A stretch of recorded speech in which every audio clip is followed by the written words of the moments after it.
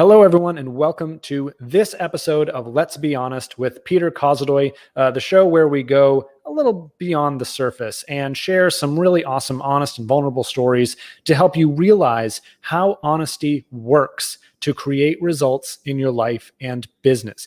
If you have not already gotten your copy of Honest to Greatness, please get it anywhere books are sold. Support not only me, but honesty, as I've made the joke many times on these episodes, and this is a true story. I have said to my wife, like, what happens if nobody buys this book? Then nobody cares about honesty, and I have to be honest about that, I guess. So I have a very special guest with me today. Her name is Lacy Boggs. Lacy, welcome to the show. Thank you so much. I'm pleased to be here. Oh, it is my pleasure. Trust me. So Lacy, in 3 to 4 minutes, tell everyone about who you are, what you do, and what gets you inspired.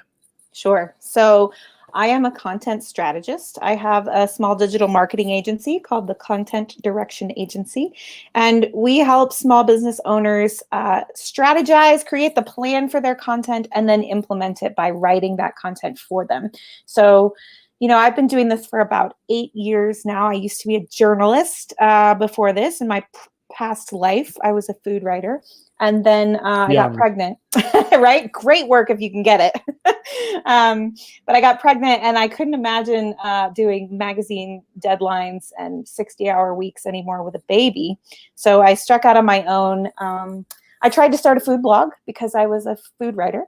But I didn't really understand how the business model of food blogging worked. And it is all about traffic. You need gobs and gobs of readers. Not about the food at all, is it? Isn't that very little about the food. So while the blog was moderately successful, I didn't make very much money. And at the end of that year, I lovingly call that my 4-figure year. And then decided to pivot. I thought, well, I'm pretty good at this blogging thing. Maybe somebody would hire me to do that. Turns out they would. So from there, I have been doing this work ever since. And, our mission as a business is really about replacing some of the noise in the online marketing space with more thoughtful, valuable, and useful content. And so we really want to help visionaries and thought leaders and CEOs in their mission to change the world, right? So I like to work with people who have a bigger vision and need to get that content out there so they can help people and change the world. Yeah. There's a lot of BS content out there, isn't there? Yeah, and I don't want to produce that. No, I don't blame you at all. So Lacy, so you've had sort of several careers here, which I love. So take us back to a time when you had to be brutally honest with yourself. It could be, personal, family, business issue. Tell us, what was that like? What happened? What did you do? Yeah. So, you mentioned several careers. It's actually been more than that because in college, I have a film degree. I went to school for film school. I was going to be the next Sofia Coppola and direct movies. And at the end of, as I was a senior in college, I applied for this very prestigious internship in Hollywood. It's with the Producers Guild, and they get about 3,000 applications a year for 30 spots, and it's a 9-month process. So I went through this whole deal, flew out there several times, flew out to LA, and it was the last round of interviews. My boyfriend at the time and I flew out to California to look for places to live.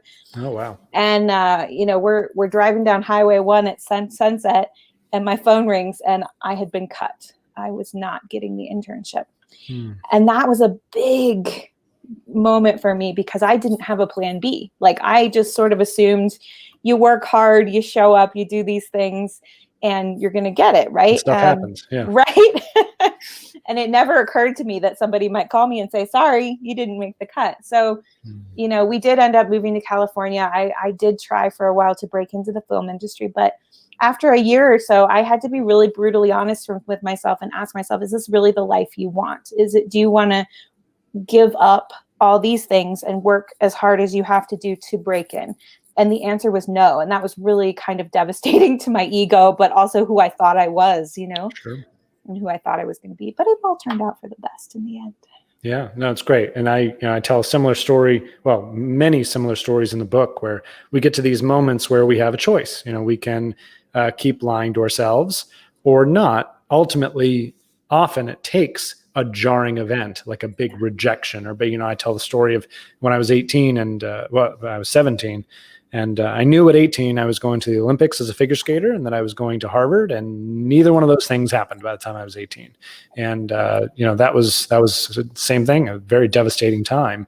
I don't know about you, but it gave me some chips on my shoulder that actually sort of fueled my entrepreneurial expansion into eventually an Inc. 5000 marketing agency. So certainly used it, but that came home to roost when I was 30 and figured out that those failures had prevented me from doing what I really, really, really wanted to do. I had sort of assumed the second best, and thus doing the masochistic thing of writing a book. And so, right, Lacy, looking back, what is your biggest win that you're most proud of? And then tell us about what you consider to be a biggest loss or maybe regret.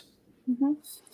Yeah, so one of the wins I'm most proud of, when I was just getting started in this business, I had a 1-year-old, and I won a consultation with a business coach, which turned out to just be really a long sales call. I was too naive to know that at the beginning, then. But, I get on the sales call with him, and I told him that my dream was to just work probably about 20 hours a week and replace my previous full-time salary while being a mom. And he flat out told me I couldn't do it. Said I had to hustle, said I had to work full time, that I would never be able to make that much money. What kind of coach is that? Right? I think it was a scare tactic. I don't know. But it was kind of like, really, watch this. And since then, I have never worked more than an hour average of about 20 hours a week. And now I've well surpassed my past, journalists salary. They don't pay journalists a whole lot. And, that has been really a big point of pride for me. But more than that, all the people on my team are women and moms. And so I've been able to help them create similar situations for themselves where they can be full-time mom and have a job and feel like they're contributing and do all those kinds of things.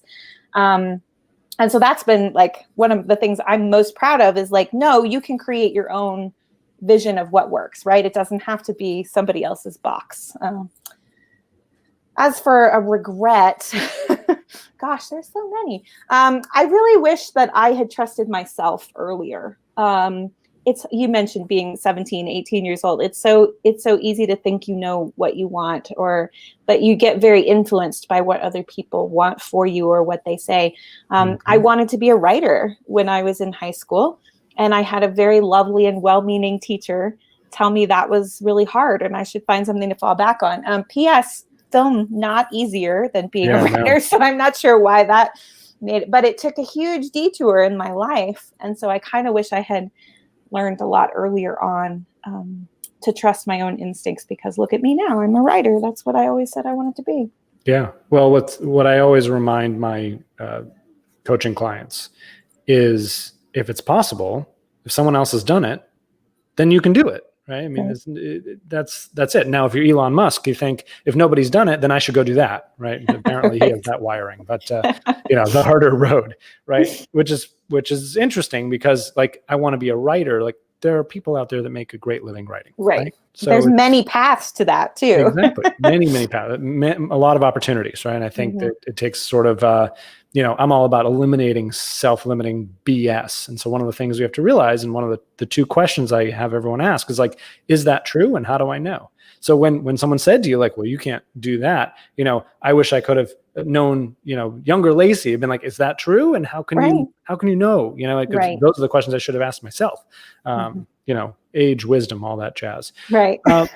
So Lacy, going a bit deeper, when you think about honesty in society right now, and with everything that's going on, is this still important, or was it sort of a lie that we were taught honesty is the best policy? No, I think honesty is still very much important. And I think we also need to understand that there's honesty, and then there's just like spewing whatever thought comes across your brain, right?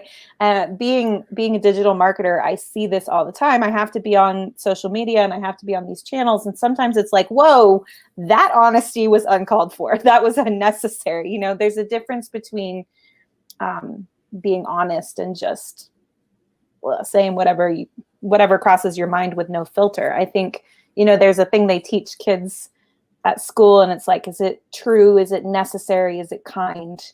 when you put that kind of a filter before you say something, true always comes first. So honesty should always come first. But then it's also like, is it necessary? Do I need to be saying this out loud? Is it kind?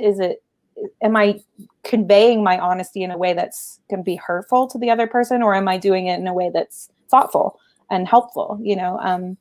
Because I think honesty is always the best policy, but there's different ways you can couch it, right? You can be hurtful about it in the way you deliver your honesty, or you can be thoughtful and kind in the way you deliver it. So, yep. Oh, I love those 3 questions. What are they again? Is it true? Is it true? Is it thought? Is it necessary? Necessary. And is it kind? And is it kind? That's amazing. I love that framework. And one thing I talk about in the book is sometimes we need to be honest with others. Other times we need to be honest about them, about how they might receive a message, about how they think, and how they think might be different from how you think. This is where empathy and all those other things come into play. Unfortunately, I come across folks who at first glance are like, oh, honesty? Yeah, I'm honest. I just tell everyone, I just speak my mind. And I'm like, well, maybe you're not then. Because that's I think in a 21st century, in a social media world, in a complete transparency world, in a world where things like bullying and all issues have come to light, I would argue that our definition of honesty needs to change, and exactly to what you're saying. So makes perfect sense. Lacy, where can people find out more about you and go follow your work? Sure. It's easy. It's lacyboggs.com. I have lots of free resources on the website. And if you're interested in talking to me about anything we do, there's links for that as well. Fantastic. Well, at this point, I'm several episodes in. Thank you so much for coming and sharing your story. And I'm hoping that people watching and listening this are understanding that the root cause of many of these things, career, happiness, fulfillment, relationships, is honesty. That's why I wrote a book about it, because I was tired of going into organizations and looking around and saying these executives, like, they're not being honest about what's going on in the world, not being honest about what's going on with their customers, what's going on with themselves and their own biases and self-limiting beliefs. And Lacy, you coming and telling your story helps me get that message out. So thank you so much. I appreciate it. Thank you for having me. Oh, it's my pleasure. So everyone, if you haven't gotten your copy of Honest to Greatness, please do support honesty. And until next time, my name is Peter Kozodoy. Thanks for being honest.